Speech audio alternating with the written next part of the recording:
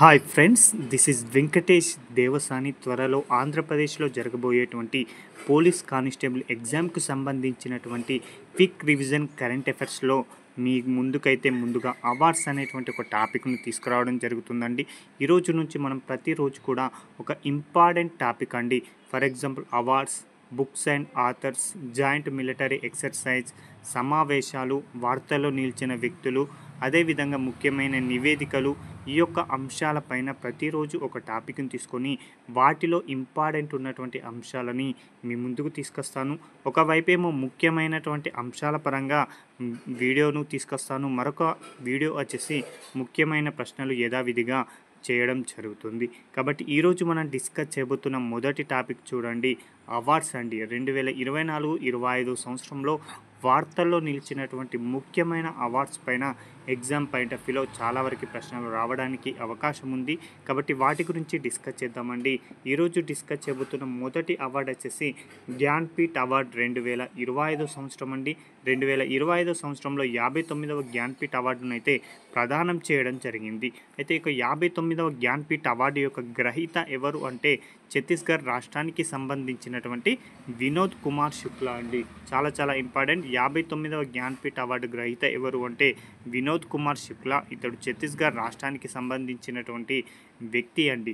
ఛత్తీస్గఢ్ రాష్ట్రం నుంచి జ్ఞాన్పీఠ్ అవార్డు పొందినటువంటి తొలి గ్రహీత ఎవరు అని ఎగ్జామ్ పాయింట్ ఆఫ్ వ్యూలో అడగవచ్చు. కాబట్టి వినోద్ కుమార్ శుక్లా అని గుర్తుంచుకోండి. జ్ఞాన్పీఠ్ అవార్డు పొందినటువంటి 12వ హిందీ రచయితగా ఇతడు రికార్డుకి ఎక్కడం జరిగింది. అయితే జ్ఞాన్పీఠ్ అవార్డు అంటున్నాం. ఈ యొక్క జ్ఞాన్పీఠ్ అవార్డుని 1961వ సంవత్సరంలో ఏర్పాటు చేయగా 1965వ సంవత్సరం నుంచి ప్రదానం చేయడం జరుగుతుంది. అలా జ్ఞాన్పీఠ్ అవార్డు పొందిన తొలి గ్రహీత ఎవరు అంటే జి శంకర్ కురూప్ అండి.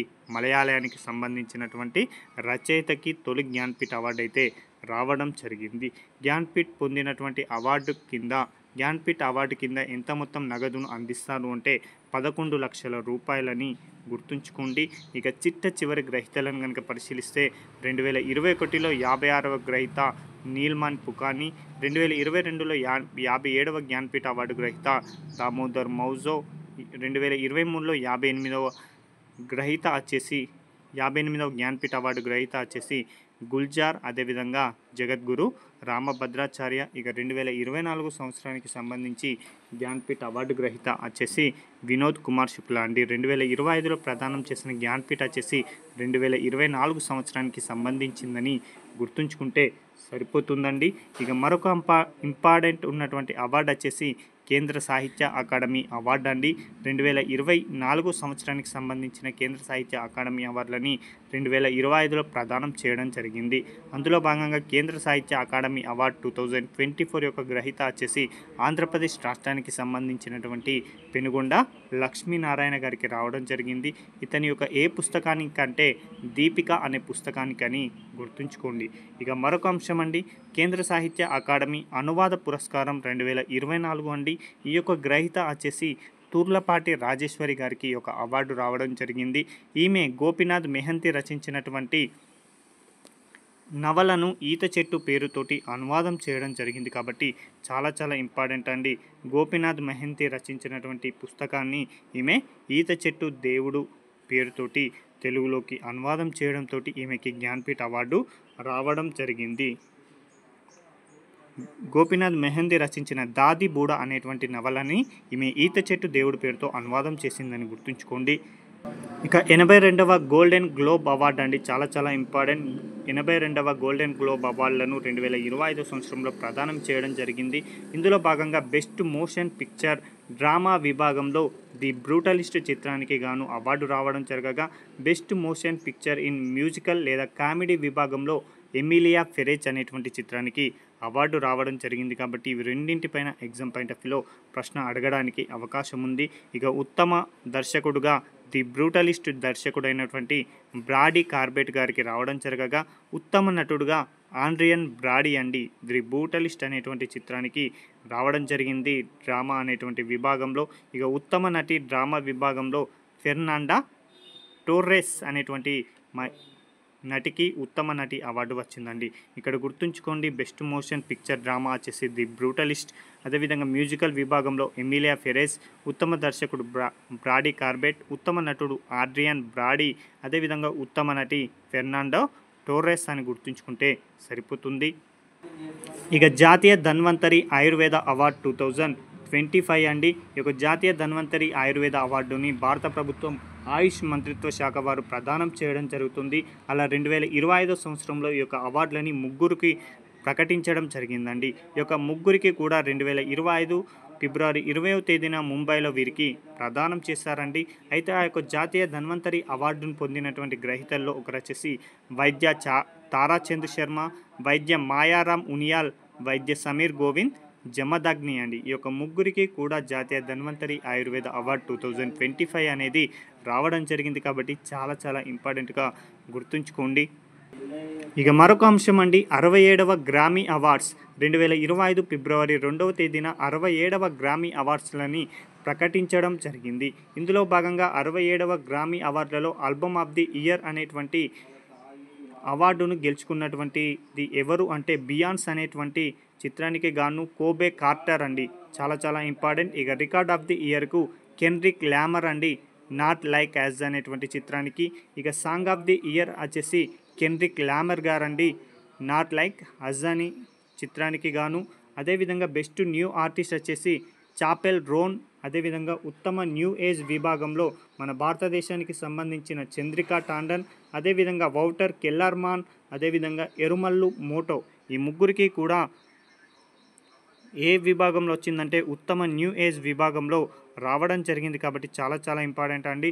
ఆల్బమ్ ఆఫ్ ది ఇయర్ వచ్చేసి బియాన్స్, అదేవిధంగా రికార్డ్ ఆఫ్ ది ఇయర్ వచ్చేసి కెన్రిక్ లామర్, అదేవిధంగా సాంగ్ ఆఫ్ ది ఇయర్ వచ్చేసి కెన్రిక్ లామర్, అదేవిధంగా బెస్ట్ న్యూ ఆర్టిస్ట్ వచ్చేసి చాపెల్ రోన్ అని గుర్తుంచుకుంటే సరిపోతుందండి.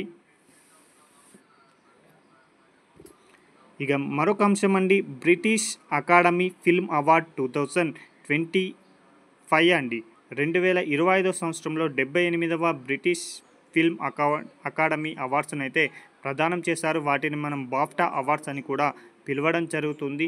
అందులో భాగంగా బెస్ట్ ఫిలింగా కన్క్లేవ్ అనేటువంటి చిత్రం, ఉత్తమ నటిగా మైకీ మ్యాడిసన్ అనోరో అనేటువంటి చిత్రానికి ఉత్తమ నటుడు వచ్చేసి ఆడ్రియన్ బ్రాడీ అండి, ది బ్రూటలిస్ట్. ఈ ఇద్దరికి కూడా మైకీ మ్యాడిసన్ మరియు ఆడ్రియన్ బ్రాడీ 97వ ఆస్కార్ అవార్డులలో కూడా ఉత్తమ నటుడు, ఉత్తమ నటి అవార్డును పొందడం జరిగిందండి. అత్యధికంగా అవార్డులు వచ్చేసి ది బ్రూటలిస్ట్ చిత్రానికి 4 అవార్డులు, అదేవిధంగా కన్క్లేవ్ అనేటువంటి చిత్రానికి 4 అవార్డులు ఈ యొక్క బాఫ్టా అవార్డులలో రావడం జరిగింది. అదేవిధంగా ఉత్తమ దర్శకుడు అవార్డు వచ్చేసి బ్రాడీ కార్బెట్ అని గుర్తుంచుకుంటే సరిపోతుందండి. ఇక్కడ నుంచి తప్పనిసరిగా ప్రశ్న రావడానికి అవకాశం ఉంది. కొంచెం స్పీడ్గా చెప్పడం జరుగుతుంది. మీకు క్విక్ రివిజన్ రూపంలో ఈ యొక్క అంశాలని చూసుకుంటే సరిపోతుందండి. ఇక మరొక అంశం అండి, సంగీత కళానిధి అవార్డు 2025 సంవత్సరంలో సంగీత కళానిధి అవార్డును పొందింది రుద్రపట్న కృష్ణమూర్తి కుమార్ అని గుర్తుంచుకోండి, ఆర్కే శ్రీరామ్ కుమార్ అని గుర్తుంచుకుంటే సరిపోతుందండి. కాబట్టి సంగీత కళానిధి అవార్డు 2025 గ్రహీత ఎవరు అంటే ఆర్కే శ్రీరామ్ కుమార్ అండి. రుద్రపట్న కృష్ణమూర్తి అని గుర్తుంచుకోండి, రుద్రపట్న కృష్ణమూర్తి శ్రీరామ్ కుమార్ అండి. ఇతడు ప్రముఖ వయలిస్ట్ అని గుర్తుంచుకుంటే సరిపోతుందండి. కర్ణాటక సంగీతంలోనే అత్యున్నతమైనటువంటి గౌరవంగా ఈ యొక్క సంగీత కళానిధిని పేర్కొనడం జరుగుతుంది. దీనిని 1928వ సంవత్సరంలో మ్యూజిక్ అకాడమీ వారు ఏర్పాటు చేశారు. అదేవిధంగా మరొక అంశం అండి, స్టాక్ హోమ్ వాటర్ ప్రైజ్ 2025 2025 సంవత్సరంలో ఈ యొక్క స్టాక్ హోమ్ వాటర్ ప్రైజ్ అవార్డును పొందినటువంటి వ్యక్తి ఎవరంటే గుంటర్ బ్లాస్ట్ అనేటువంటి ఒక జల శాస్త్రవేత్త అండి. ఇతడు ప్రముఖ వియన్నా యూనివర్సిటీ ఆఫ్ టెక్నాలజీలో ప్రొఫెసర్గా పనిచేయడం జరుగుతుంది. అలాంటి వ్యక్తికి ఈ యొక్క Stockholm water prize 2025 award అయితే రావడం జరిగింది. ఈ యొక్క అవార్డుని 1991వ సంవత్సరంలో ఏర్పాటు చేశారు అని గుర్తుంచుకోండి. ఇక మరొక అంశం అండి, మహారాష్ట్ర భూషణ్ అవార్డు 2025 అండి. 2025 సంవత్సరానికి సంబంధించి ఈ యొక్క మహారాష్ట్ర భూషణ్ అవార్డుని ఎవరు గెలుచుకున్నారు అంటే రామ్ సుతార్ అండి. చాలా చాలా ఇంపార్టెంట్. రామ్ సుతార్ అనేటువంటి వ్యక్తికి ఒక మహారాష్ట్ర భూషణ్ అవార్డు రావడం జరిగింది. ఇతడు స్టాచ్యూ ఆఫ్ యూనిటీ అండి, గుజరాత్లో ఉన్నటువంటి స్టాచ్యూ ఆఫ్ యూనిటీ రూపకర్త, అదేవిధంగా తెలంగాణలో ఉన్నటువంటి అంబేద్కర్ గారి యొక్క విగ్రహానికి రూపకర్తగా పని చేయడం జరిగింది. అలాంటి వ్యక్తికి మహారాష్ట్ర అత్యున్నత పురస్కారమైనటువంటి మహారాష్ట్ర భూషణ్ అవార్డు అయితే రావడం జరిగిందండి. ఇతనికి భారత ప్రభుత్వం 1999వ సంవత్సరంలో పద్మశ్రీ అవార్డు, 2016 సంవత్సరంలో పద్మభూషణ్ అవార్డులను కూడా అందించడం జరిగింది. కాబట్టి ఈ యొక్క అవార్డు కూడా చాలా చాలా ఇంపార్టెంట్. ఇక మరొక అంశం అండి, ఐసీసీ అవార్డ్ 2024 అండి. ఇందులో మెన్స్ మరియు ఉమెన్స్ అనేటువంటి 2 కేటగిరీలు ఉంటాయి. కాబట్టి వీటిపైన తప్పనిసరిగా ప్రశ్న అడగవచ్చు. 2024 సంవత్సరానికి సంబంధించిన ఈ అవార్డులని 2025 సంవత్సరంలో ప్రకటించడం జరిగింది. అందులో భాగంగా ICC T20 of the year వచ్చేసి మెన్స్ విభాగంలో ఇండియాకు సంబంధించినటువంటి హర్షదీప్ సింగ్ గారికి, అదేవిధంగా ఉమెన్స్కి వచ్చేసి మెలియా కేర్ గారండి, న్యూజిలాండ్ ఆల్రౌండర్. అదేవిధంగా ఐసీసీ ఓడిఐ ఆఫ్ ది ఇయర్గా ఆఫ్ఘనిస్తాన్కు సంబంధించినటువంటి అజ్మతుల్లా ఉమర్జాయ్ అండి. అదేవిధంగా ఉమెన్స్ కేటగిరీలో స్మృతి మందాన ఇండియాకు సంబంధించినటువంటి క్రీడాకారిణికి రావడం జరిగింది. ఇక టెస్ట్ క్రికెట్ ఆఫ్ ది ఇయర్గా భారతదేశానికి సంబంధించిన జస్ప్రీత్ బుమ్రా ఉండగా ఉమెన్స్కి సంబంధించి ఈ విభాగం అనేది లేదు అండి. ఇక ఓవరాల్గా cricket of the year award వచ్చేసి ఎవరు గెలుచుకున్నారు అంటే జస్ప్రీత్ బుమ్రా అండి. అదేవిధంగా ఉమెన్స్ విభాగంలో వచ్చేసి మేలియా కేర్ అండి. ఇక మరొక అంశం అండి, ప్రముఖ నటుడు చిరంజీవి గారికి యూకే ప్రభుత్వం లైఫ్ టైమ్ అచీవ్మెంట్ అవార్డుతో సత్కరించడం జరిగింది. కాబట్టి ఈ యొక్క అంశం కూడా ఇంపార్టెంట్ అండి. తెలుగు హీరో అయినటువంటి చిరంజీవి గారిని బ్రిటిష్ ప్రభుత్వం లైఫ్ టైమ్ అచీవ్మెంట్ అవార్డుతో సత్కరించింది. కాబట్టి ఇక్కడ ప్రశ్న ఏ విధంగా అడుగుతానంటే, ప్రముఖ టాలీవుడ్ హీరో మెగాస్టార్ చిరంజీవి గారిని ఇటీవల ఏ దేశ ప్రభుత్వం లైఫ్ టైమ్ అచీవ్మెంట్ అవార్డుతో సత్కరించిందని అడగడానికి అవకాశం ఉంది. కాబట్టి యూకే ప్రభుత్వం అని గుర్తుంచుకుంటే సరిపోతుందండి. ఇవండి ఈ రోజుకు సంబంధించిన ముఖ్యమైన అవార్డ్స్. మరొక వీడియోలో మరికొన్ని ముఖ్యమైన అవార్డులను కనుక డిస్కస్ చేసుకుంటే మనకు అవార్డు అనేటువంటి టాపిక్ అనేది పూర్తి కావడం జరుగుతుంది. వీటికి సంబంధించిన పీడిఎఫ్లని మన టెలిగ్రామ్ ఛానల్లో ఈరోజు అందుబాటులో ఉంచడం జరుగుతుంది. కాబట్టి థ్యాంక్ యూ.